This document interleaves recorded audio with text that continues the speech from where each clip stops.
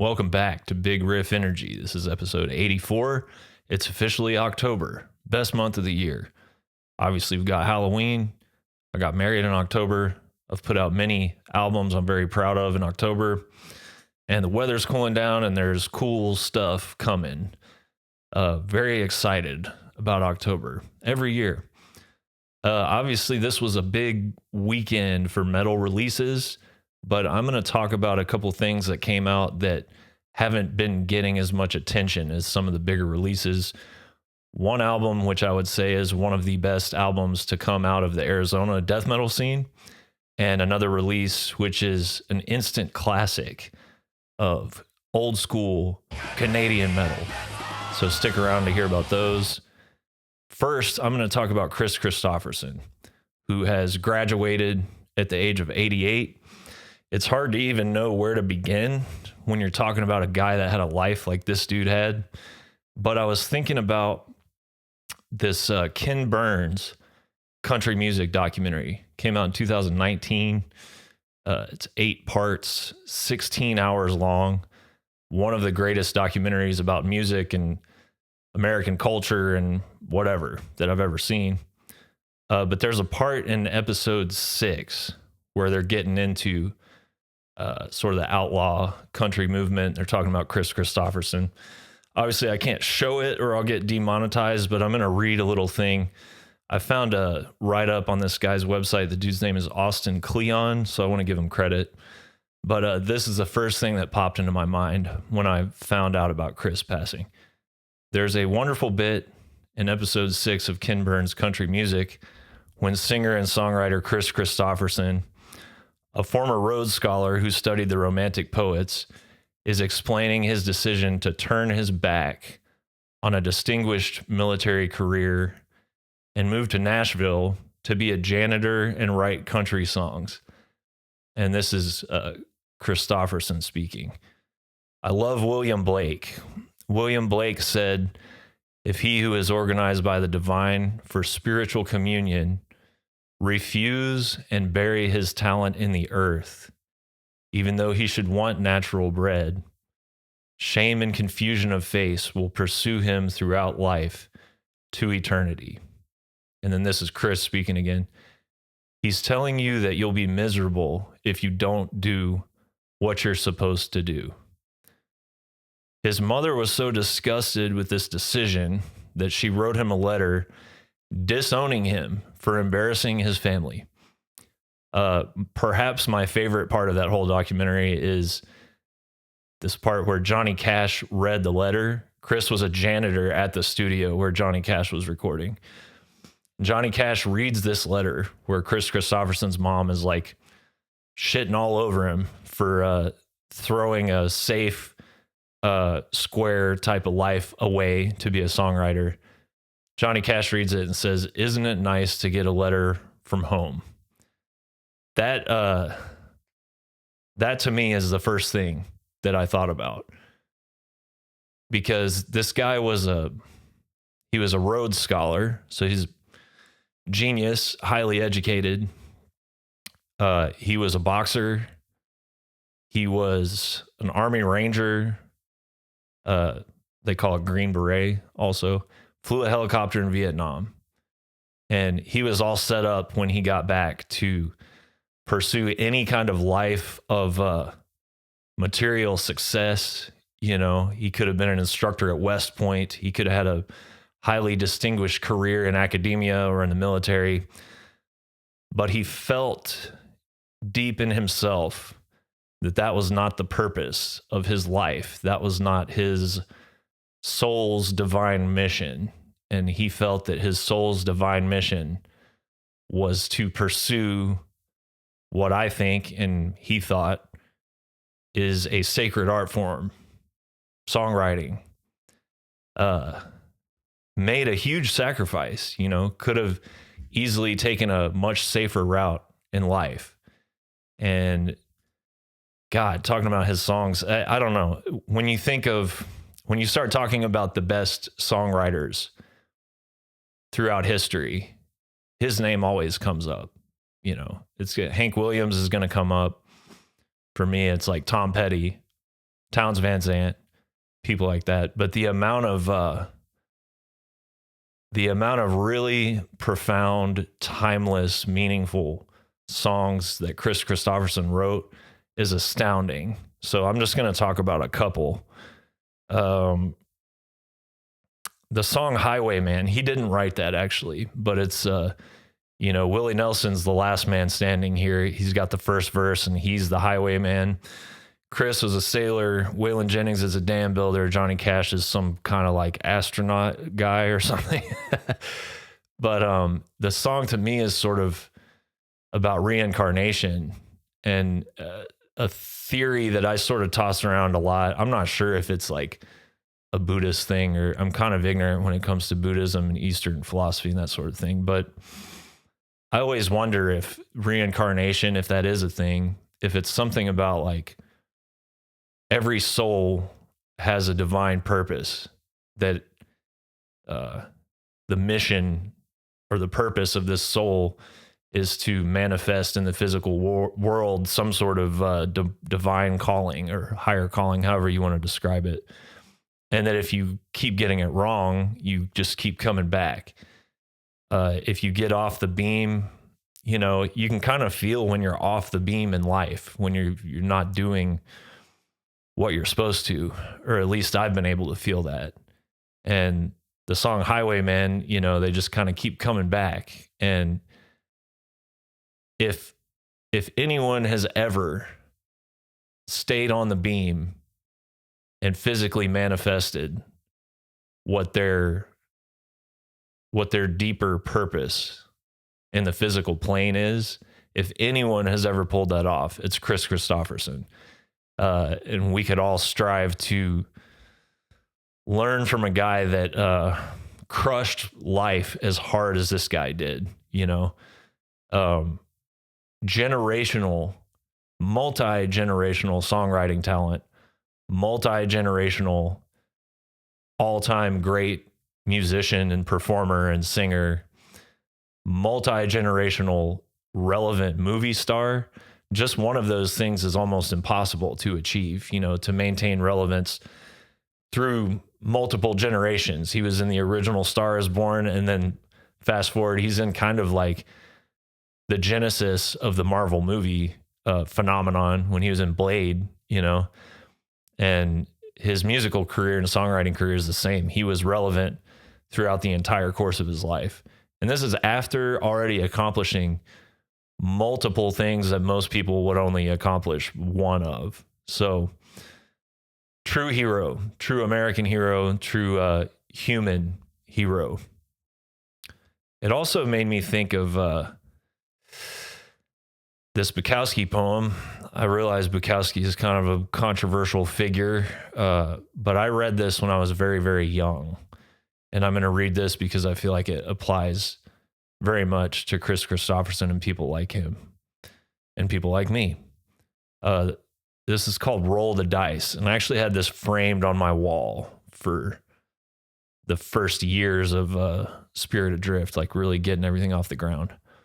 If you're going to try, go all the way. Otherwise, don't even start.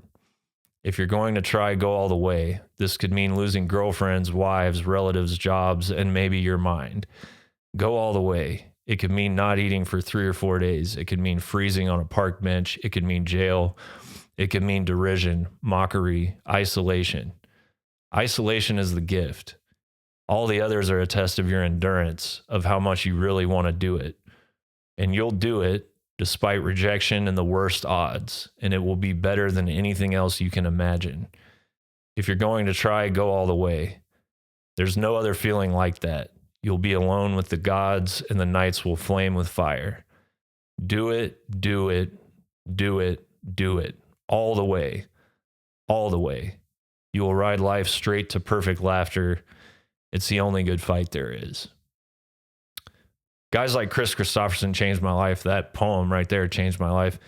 And the man got disowned by his own family, and they were wrong.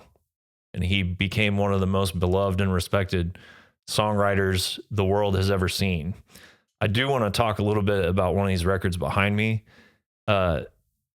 It's Waylon and Willie, the first one. The second one's not that good. But Kris wrote a couple songs on this album. He, in particular, wrote a song called The Year 2003 Minus 25. And I highly recommend everybody listen to this whole record, but particularly that song. It's super relevant right now. I love anti-war songs written by soldiers. They carry a lot more weight. I'm going to grab this record real quick. I picked this thing up at a flea market in Fayetteville, Arkansas. There was a building that a dude would open up the doors and you go in, there's all these little stands and there's just a person kind of like watching everything, but there's nobody at each individual stand. Somebody who I never met had a stand with their records and they figured out my taste eventually. I went in there and kept buying so much stuff over a few year period that they started stocking stuff. Never met this person, but they figured out my taste. And so I got tons of classic country records, classic rock, first pressing of Master of Puppets, and this Waylon and Willie record I got from there. I love it. It's embossed. It feels like a leather belt or something, but this is one of my favorite records ever made, country or otherwise. And yeah, Kris wrote a couple songs on here.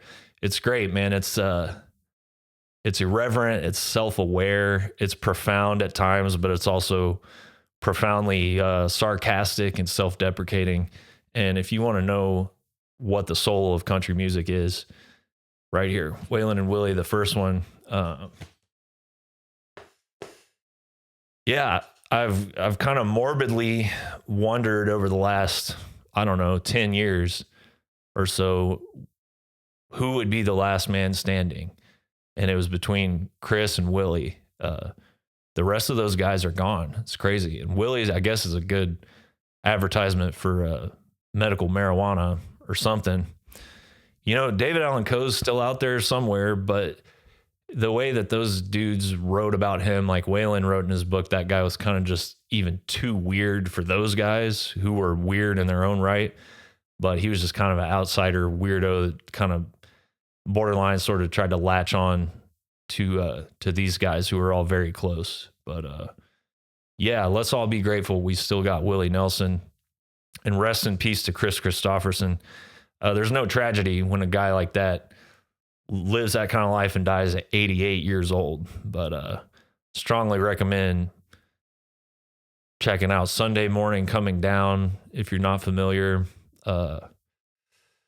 Why Me, Lord, and that first Waylon and Willie record. Okay, I'm going to talk about Pull the Plug patches. We've got a brand new Spirit Adrift Divided by Darkness patch. I'll put it up on the screen. They also have patches for Enlightened in Eternity and Curse of Conception, but the Divided by Darkness coffin-shaped patch just dropped last week. Go check it out. I can't believe their inventory. They just get more and more cool stuff every day, it seems like. I've also got more cool stuff coming out in collaboration with Pull the Plug in the coming month or so. And I want to thank Simon and Pull the Plug Patches for really being lifer metal fans and supporters and promoters of Big Riff Energy as a way of life and this podcast. So shout out Pull the Plug Patches. Go to pulltheplugpatches.com. Pick something up. All right, our albums of discussion. First up, I was just playing YouTube in the background and saw a cool album cover. I'll throw it up. I've ordered the vinyl, but it's not here yet. This album has been released on vinyl by my dear friend Chad Gailey over at Carbonized Records, friend of the podcast. He plays drums in a bunch of different bands, Necrot, Stormkeep, Mortuous, owns and operates Carbonized Records. So it was my pleasure to pick up a copy of this. I'm not getting a kickback or anything like that. I heard this album the other day in full, and I was blown away. Got an intro that sort of reminds me of Phantasm, but also like the Undertaker's walkout music in the best kind of way. This thing crushes from start to finish. Really, really cool old school death metal. But on the subject of songwriting, these guys and gals excel at writing actual songs. They're pulling out really cool tricks, modulation, borderline key changes in very logical sections, and changing the tails on riffs, repeating the tail 2 times or 3 times instead of once when the part's about to change, or throwing in stops. Just really like expert level songwriting. Great riffs and everything, great drumming, incredible vocals, really long, brutal screams. Kind of reminds me of Brett Hoffman from Malevolent Creation. But, you know, at the core of it, they have something that a lot of bands these days don't have, which is songwriting. Songwriting. It is an art form. The type of Kris Kristofferson songwriting is like a different type of thing, but I'm talking about arranging your music and your riffs in a way that is exciting and that is hooky, that keeps the listener engaged, you know. And these guys are really good at it. Eternal, Cryptic Lust, man, from Arizona. And I've been in communication with the band. Going to be doing an interview with these guys soon. I didn't know anything about this band. I just heard the record. I was like, God damn, this is really, really good. One of the best death metal records I've heard this year, for sure. But I started digging on Encyclopedia Metallum, and I'm having a hard time believing this is real, but it says their drummer is 17, which is like, fuck you, man. This dude can drum with like any of the best death metal drummers around right now. But also I saw that he recorded, mixed, and mastered this album. And the production is amazing. It sounds really creepy and old school without being like contrived, you know, like it's not like trying to sound exactly like a Morris sound recording. It just has that kind of spirit to it. It sounds really good. You can hear everything. There's clarity to it. But yeah, big old nasty, spooky reverb on the snare. Pretty active mix, you know. A lot of people that mix records nowadays, they set it and forget it. Whereas back in the day, you know, the whole band and the engineer and producer and everybody would sit at the board and mix the song in real time, bring a guitar up here, bring the drums up here, bring a keyboard thing up here, mess with the vocals, pull effects in and out of the mix, you know. This mix kind of has that vibe. Old school, but in the best possible way, using the mixing element as an actual art form. So I can't say enough good stuff about this. Eternal from Arizona. The album is Cryptic Lust.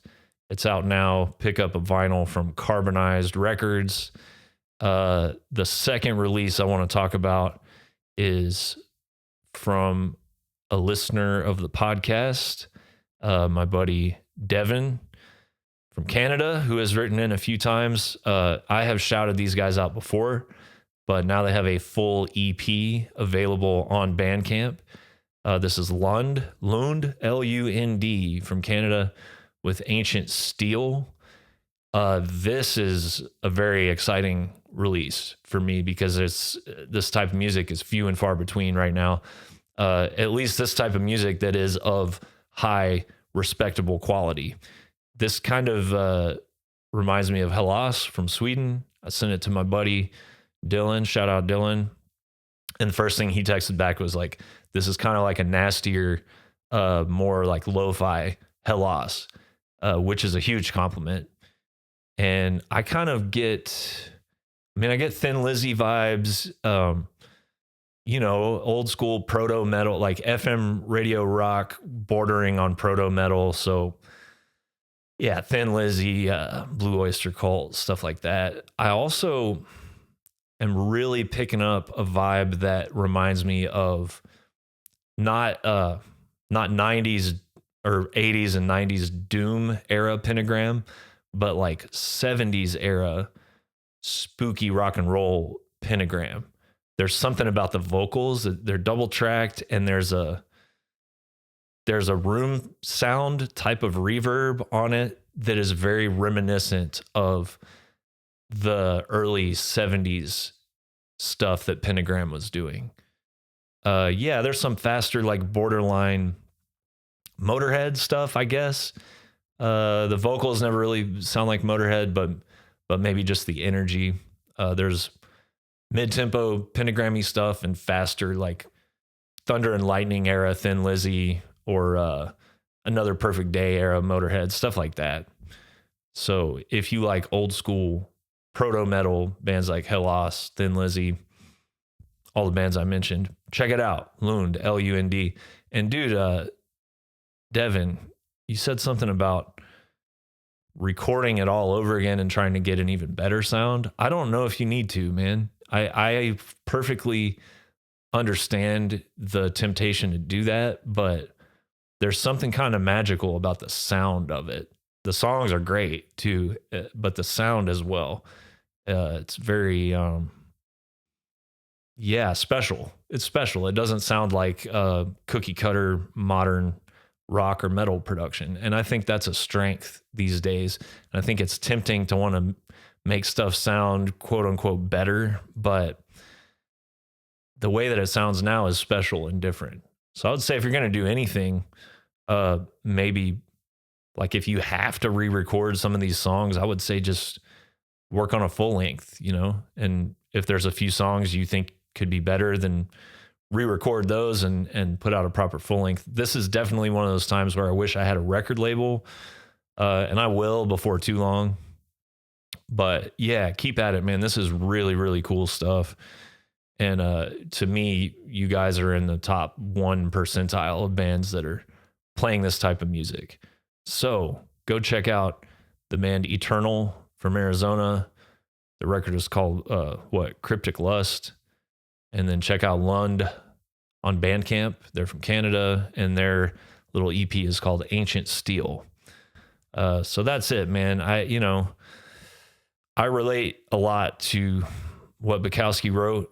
I relate a lot to the William Blake quote that Kris Kristofferson kept close to his heart. I've tried to pursue different paths in life. I had a lot of different options available to me, and I did. There were periods in life where I pursued different paths, and you can just tell when you're not on the beam. That's a Stephen King phrase from The Dark Tower, the beam of purpose or whatever, like the higher interdimensional spiritual plane of existence, or however you want to look at it. And to me, I think that maybe I have the same purpose as guys like Kris Kristofferson. He was obviously operating on a totally different level, but he talked about if you take your talent and you bury it in the earth, you're going to fuck your life up. And I think that I'm one of those people whose purpose is to channel my experience with the human condition, the suffering and the pain and the hope and the joy that we all go through. Take that and channel it into songs, And to my boys in Lund and my boys in Eternal, you guys are really good. I feel like you should keep doing what you're doing because I really enjoy the music you're making. All right. Got real philosophical, huh? That's it, man. Exciting things coming up this month. And yeah, I'm keeping this one short and sweet because I got stuff piling up. But be on the lookout for some interviews coming up. I got a couple of shows I'm going to try to hit. I'm not 100% on, but really cool bands I'm trying to talk to. I will be talking to somebody in Eternal coming up. And that's it for today's episode of Big Riff Energy. Thanks. Love y'all. Write me at bigriffenergy@gmail.com. And I'll see you next episode. Peace out.